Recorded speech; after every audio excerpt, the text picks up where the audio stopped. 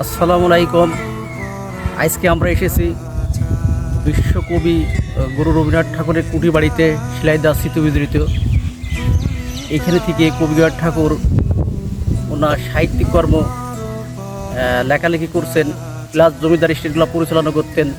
রবীন্দ্র স্মৃতি কুটি বাড়িটা মূলত কবিরাজ ঠাকুরের দাদা প্রিন্স দ্বারকা ঠাকুর 1807 সালে নাটোরের রানী বটিসি ক্রয় করে সেই সুবাদে কবিরাজ ঠাকুর এখানে এসেছিলেন।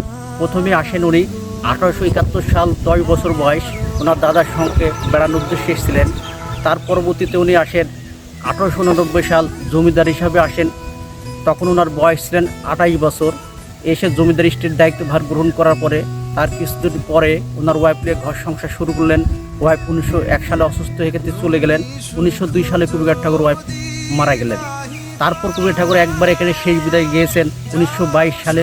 উনি এখান থেকে চলে গিয়ে কবিরাজ ঠাকুর আর এখানে আসেন নাই। আর কবিরাজ ঠাকুরের সাহিত্যিকের বেশিরভাগটা ওনার এখানে লেখা, গীতাঞ্জলিত বিভিন্ন জায়গায় লেখা লাস্ট অনুবাদ 1912 সালের ওনার এই কুটি বাড়িতে হয়েছে। সেটাতে 1913 সালে উনি নোবেল পুরস্কার পেয়েছিলেন।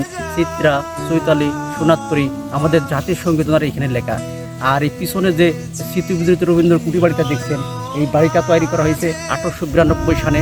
বর্তমানে 133 বছরের বাড়িটার বয়স চলছে। মডেলটা ঠিক রেখে বাড়িটা সংস্কার করা হয়েছে। আর বাড়িটা করার জন্য দায়িত্ব দিয়েছিলেন কবিরাজ ঠাকুরের ভাইয়ের ছেলে প্রকৌশলী নীতেন্দ্রনাথ ঠাকুরের। কাশ্মীরের শ্রীনগর শাহী হামদাদ মরিতের স্মৃতিখঞ্জে বাড়ির এই মডেলটা করা। বাড়ির যে মূল প্রাচীলটা দেখছেন, এই প্রাচীলটা আছে পদ্মার ঢের আদলে করা। শিরুলটার সঙ্গে অরিজিনাল প্রাচীলটা আছে এটা। আপনি আমার হাতের বাম পাশে দেখছেন একটা বেদি করা। এই বেদিটা ছিল আছে উন্মুক্ত পাঠদান কেন্দ্র। এটার নামকরণ করেছিলেন প্রতিমাদি পাঠদান কেন্দ্র। পুত্রবোধন নামে নাম করেছেন পাঠশালা। এটা লরেন্সরা এসে রবি ঠাকুরের সময় এই জায়গাতে পাঠদানের আসর পাইতেন। উপরে কিন্তু একসময় খড়ের ছাউনি ছিল রবি ঠাকুরের সময়, সেই ছাউনিটা বর্তমানে এখন নেই। আর পিছনে যে টালির ঘর দুটা দেখছেন, এই টালির ঘর দুটা কবিরাজ সরকার সিকিউরিটি ঘর ছিল, টালিরই ছিল। টালি আমরা চেঞ্জ করা দেখছেন। আমার বাম সাইডে একটা টিন শেড ঘর। এই টিন শেড ঘরটা কবিরাজ ঠাকুরের রান্নাঘর ছিলেন।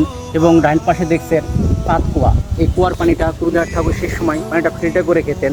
ভিতরে কিন্তু মিউজিয়ামের ভিতরে কিন্তু ওয়াটার ফিল্টার আছে। সেই ওয়াটার ফিল্টার উনি পানিটা ফিল্টার করে খেতেন। এবং আমার এখন হাতের ডাইন পাশে দেখছেন রবি ঠাকুরের বাড়ির একটা পিছনের একটা লোহার সিঁড়ি। এই সিঁড়িটা ব্যবহার করতেন ওনার সুইপাররা।